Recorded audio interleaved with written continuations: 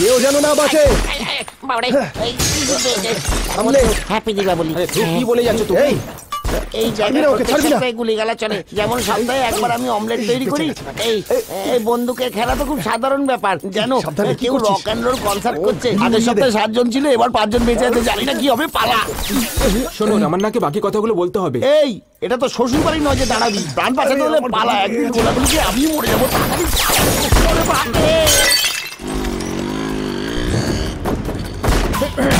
ওই দেখো না, ধর ওকে, যেন পালিয়ে না পালায়।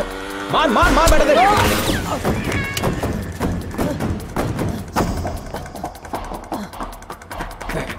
এই ধর ওকে। এই কোথায় পালাচ্ছিলিস? আমাকে মেরো না, আমাকে মেরো না। রমন্না মেরে ফেলবো একে নাকি? বল বল রমন্না, বল। মেরে ফেলবো রমন্না, বলো তাড়াতাড়ি বলো। আমাকে মেরো না, গোবর্ধন জানতে পারলে না তোমাদের সবাইকে মেরে ফেলবে।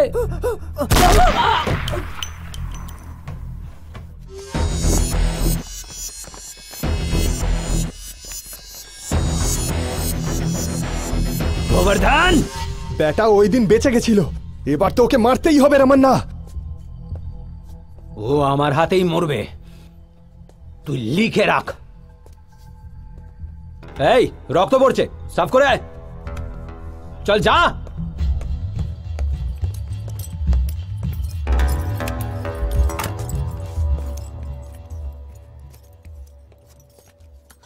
এই ওই ছেলেটা যে বসেছিল ও কোথায় গেল? দাদা আমার আসলে খুব ভয় লাগছে দাদা। এই বাংলাতে বল। আমি ওকে ভয় দেখি তাড়িয়ে দিয়েছি, এতক্ষণ অন্য জায়গায় চলে গেছে। 10 মিনিটে ওকে এখানে নিয়ে আয়। এত জোরে মারলো আমার কানে রেডিও বাজা শুরু হয়ে গেছে। এই জানোয়ার, দাদা আমায় কি বললে রে? যদি 10 মিনিটের মধ্যে ওই ছেলেটা এখানে না আসে তাহলে তোর মৃত্যুর দিন আজকেই। আরে তুমি ডায়লগ এত মশলা লাগাচ্ছ কেন?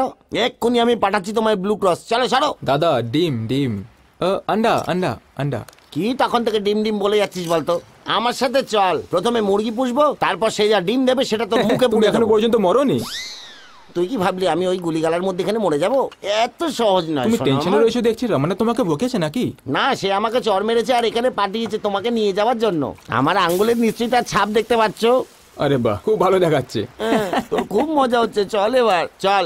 কোথায়? তোকে যদি সঙ্গে নিয়ে আমি না যাই তাহলে রাবণ আমাকে একদম মেরে ফেলবে। টাকাটা দিয়ে দেওয়ার চলো।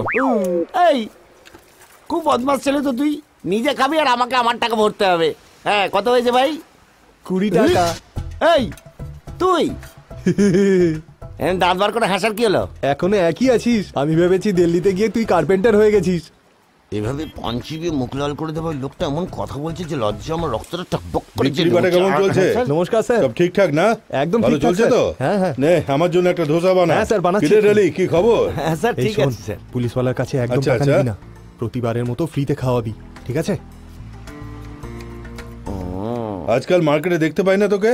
হ্যাঁ স্যার। দাদা আমার খুব খিদে পেয়েছে, দুটো ইডলি করে দাও না। হ্যাঁ হ্যাঁ ভালো হয়েছে, তুই তোর ভুলটা বুঝতে পেরেছিস। হ্যাঁ এই নে, টাকা তো ভালো নেই করে ওখানে এখন, বসে খা। এখন খেয়ে নি, পরে অ্যাডজাস্ট করে দিও। হ্যাঁ এরকম ফ্রিতে খাওয়ার থেকে তুই বরং মরে যা। স্যার আবার কিছু বললো? ও আসলে বলতে চাইছে যে তুই নালার জলে ডুবে মর। হ্যাঁ হ্যাঁ ভালো পরিবারের ছেলেমেয়েরা কখনো ফ্রিতে খাবার খায় না। স্যার আবার কি বললো আপনাকে? ভালো পরিবারে জন্ম নেওয়া কেউ বিনা পয়সায় খাবার খায় না। এরকম নির্লজ্জের মতো কাজ করার থেকে ভালো হবে তুই আমার পা ধুয়ে সেই জলটা খা। এইবার কি বললো স্যার? এইভাবে ফ্রিতে খাবার খাওয়া থেকে ভালো আমার পা ধুয়ে জল খেয়ে নে। ও আচ্ছা, দেখুন একটু, এখানে আমরা দুজন ছাড়া আর কেউ খাচ্ছে না। আমি তো কখনো ফ্রিতে খাই না, আমি আমার টাকা দিয়েই দেবো। আমি তো ফ্রিতে খাবার খাচ্ছি না, কিন্তু কেউ তো এখানে আছে যে ফ্রিতে খাবার খেয়ে যাচ্ছে।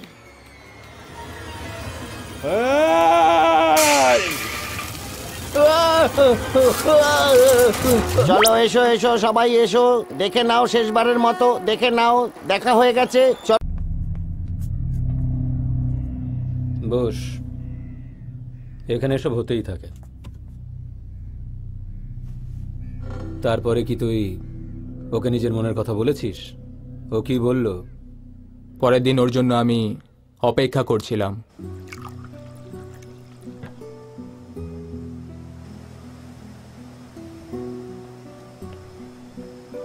Good morning. আমি শুনলাম বালকৃষ্ণন স্যার ফিরে চলে এসেছেন। ওনার সাথে দেখা করলেও তবু আমি জানি যে কিছু লাভ হবে না। তুমি এভাবে কেন বলছো? কারণ আমি 2 দিন আগে ওনার সঙ্গে দেখা করে নিয়েছি। কি? আমার তোমার ওপর কত আশা ছিল। এই সিলেকশন থেকে জানি না তোর কতটা দুঃখ হয়েছে, কিন্তু আমার অনেক হয়েছে।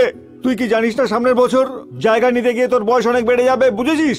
সিলেকশন লিস্ট তৈরি হয়ে গিয়ে দিল্লি চলে গেছে, এখন ক্রীড়া মন্ত্রীও তোকে সাহায্য করতে পারবে না। এত সুবর্ণ সুযোগ তুই হারাচ্ছিস। তাহলে স্যারের সাথে তোমার কথা যখন হয়ে গেছিল, তুমি জানতে যখন কিছু হবে না, তাহলে আমায় এখানে কেন আনলে? কারণ আমি তোমাকে সত্যি প্রচণ্ড ভালোবাসি, আর নিজের মনের কথা বলার জন্য আমি একটা শান্ত জায়গা খুঁজছিলাম। What? How dare you? Who do you think you are? How can you cheat me like this? তুমি কি ভেবেছিলে যে আমি তোমার পোষা কুকুর? হ্যাঁ, তোমার জন্য আমি লোকের পা পর্যন্ত ধরেছিলাম। ছি, আমি ভেবেছিলাম তুমি একটা অ্যাম্বিশিয়াস ছেলে, কিছু হয়তো স্পেশাল আছে, কিন্তু না, তুমিও বাকি ছেলেদের মতোই বেরোলে, যে কোনো মেয়েকে দেখলে আই লাভ ইউ বলার জন্য ছুঁত খোঁজে আর কিচ্ছু বোঝে না। অঞ্জনা, আসলে কথাটা হলো, তোমার মুখটা এখন দেখলেও ঘেন্না হচ্ছে। অঞ্জনা একবার আমার কথা তো শোনো। অঞ্জনা, অঞ্জনা, অঞ্জনা শোনো একবার। যখন কোনো মেয়ে মনে জায়গা করে নেয় তখন আর মাথায় কিছুই আসে না অঞ্জনা। আমার স্বপ্ন পুরো হবে না সেজন্য আমার কষ্ট হচ্ছে, কিন্তু আমি আর কি করতে পারি? যদি নিজের ভালোবাসাকে হারিয়ে ফেলি তাহলে আমার একটা বড় ক্ষতি হয়ে যাবে। ভালোবাসা জীবনে খুব আস্তে করে আসে, যখন মনটাকে উঁকি মেরে যায় তখন খুব জোরে আওয়াজ হয়। তোমার সাথে আমার কেন দেখা হলো? কেন আমার হাতে তোমার মডেল হাউস ভাঙলো? আমি ওখান থেকে চলে গেলাম না কেন? এসব কেনই বা হলো? আমার ক্ষতিটা কেন তোমার নিজে মনে হলো? আমাদের দুজনের মধ্যে কোনো একটা সম্বন্ধ রয়েছে। জানি না তুমি আমাকে কি ভেবেছো, কিন্তু আমি তোমাকে খুব ভালো করে বুঝে গেছি। আমি তোমাকে শুধু একটা কথাই বলতে চাই, যদি আমরা দুজন এক হয়ে যাই তাহলে জীবনটা সুমধুর হয়ে যাবে। তোমার বলা শেষ হয়েছে? দেখো, কাউকে হার্ট করতে আমার একদম ভালো লাগে না। আর সরি, কারণ আমি তোমার উপর রাগ করেছি। তোমার জন্য কোনো ফিলিং নেই আমার, একটুকুও নেই, সত্যি বলছি। আমি দুটোই শব্দ রয়েছে আমার কাছে। আমার কথা মন দিয়ে শুনবে আর কোনো আশা রাখবে না। Good bye. অঞ্জনা, আমার কথা তো শোনো। অঞ্জনা, অঞ্জনা আমার কথা শোনো। কোথায় যাচ্ছ তুমি? অঞ্জনা, অঞ্জনা দাঁড়াও। অঞ্জনা দাঁড়াও, আমার কথা শোনো প্লিজ। আমি কাল তোমার বাড়ির সামনে এসে দাঁড়াবো, চুপচাপ আর দাঁড়িয়ে থাকবো। অঞ্জনা, তোমাকে ছেড়ে আমি থাকতে পারবো না। অঞ্জনা, যদি আমি পুরো মাসও ঘরের বাইরে থাকি না, তবুও বাবা আমায় জিজ্ঞেস করবে না যে আমি কবে ফিরবো। উনি আমার উপর খুব বিশ্বাস করেন, আর উনি যেই ছেলের সাথে আমার বিয়ে ঠিক করবেন আমি সেই ছেলেকে বিয়ে করে নেব, কিছু না বলে, কিছু না দেখে। এতটাই সম্মান করি আমি আমার বাবাকে। এটাই তোমার সমস্যা। আমাকে তোমার বাবার সাথে কথা বলাও, আমি ওনাকে গিয়ে নিজের মতো করে বোঝাবো। যদি তোমার স্বামী কেউ হয় তাহলে শুধু আমি হব, আমি ছাড়া কেউ হবে না। ঠিক আছে, আমি তোমাকে নিয়ে যাব, কিন্তু যদি বাবা মানা করে দেয় তাহলে তুমি কখনো পেছনে ঘুরে তাকাবে না, আমাকে বিরক্ত করবে না, ঠিক আছে?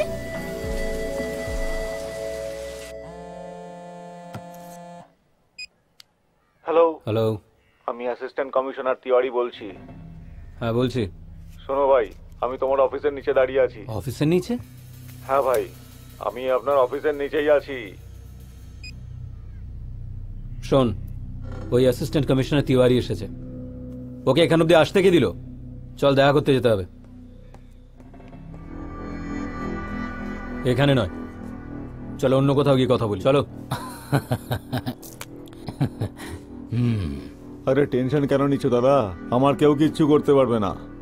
এই পুরো মুম্বাই আমার পকেটে আছে। হেই, তুই তো অনেক মোটা হয়ে গেছিস, যে কোনো দিন ফেটে যাবি। রামনা ভাই, এর খাবার দাবার কমিয়ে দাও। হ্যাঁ, সালাম।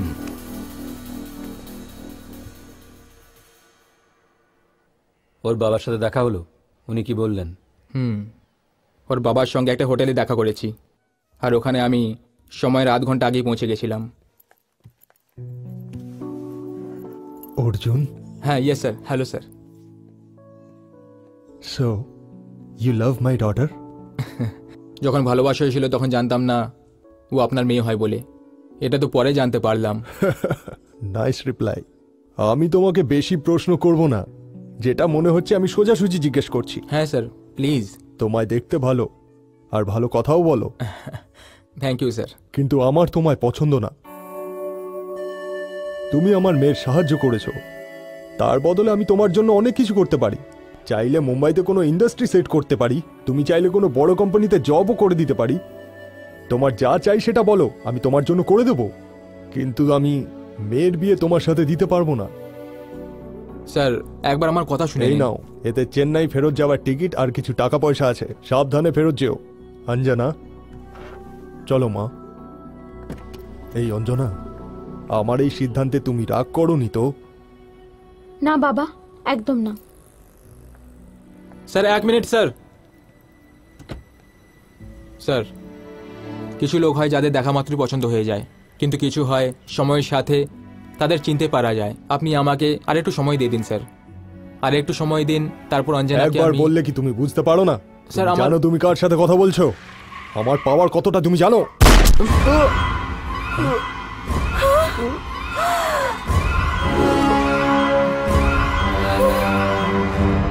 কেউ গুলি চালিয়ে দিল আর ওর বাবাকে আমি বাঁচাতে পারলাম না। এই সবাই সরো সরো সরো সরো সরো, এখানে ভিড় বাড়িও না, চলো চলো চলো, চলে যাও পেছনে, ভিড় বাড়িও না, চলো। যদি বেঁচে থাকেন তাহলে মানিয়ে নিতাম হয়তো।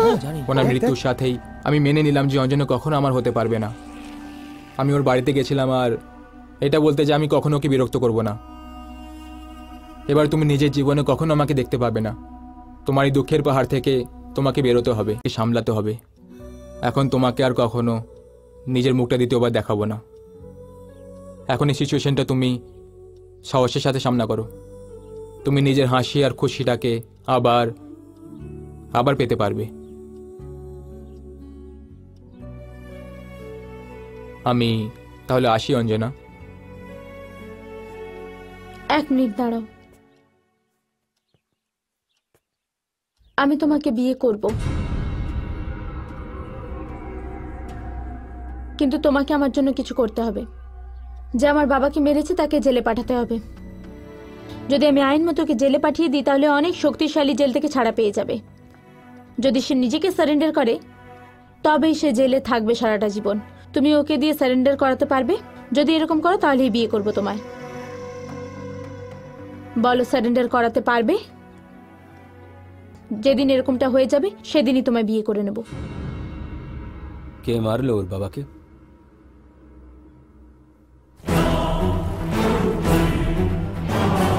কিছু লোক হয় যাদের দেখা মাত্রই পছন্দ হয়ে যায়, কিন্তু কিছু লোক যখন গোবর্ধন ঠিক করে নিয়েছে তোমাকে শেষ করবে, তাহলে ওর থেকে এক ধাপ আগে আমাদের ভাবতে হবে। গাড়ি স্টার্ট কর। স্যার আমি গোবর্ধন,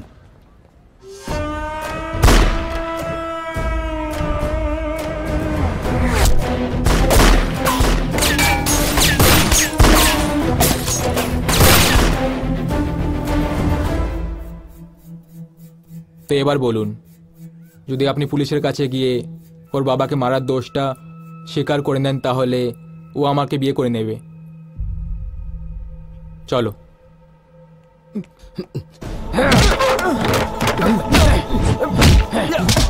তুই এমনি তো লোকেদেরকে মারধর করা ছাড়া আর কি করতে জানিস? কখনো কাউকে ভালোবেসেছিস?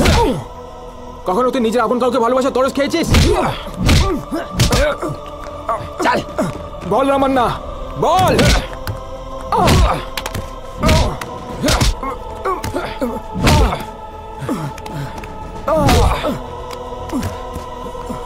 ফেরত এলে প্রাণে মেরে দেবো তোকে।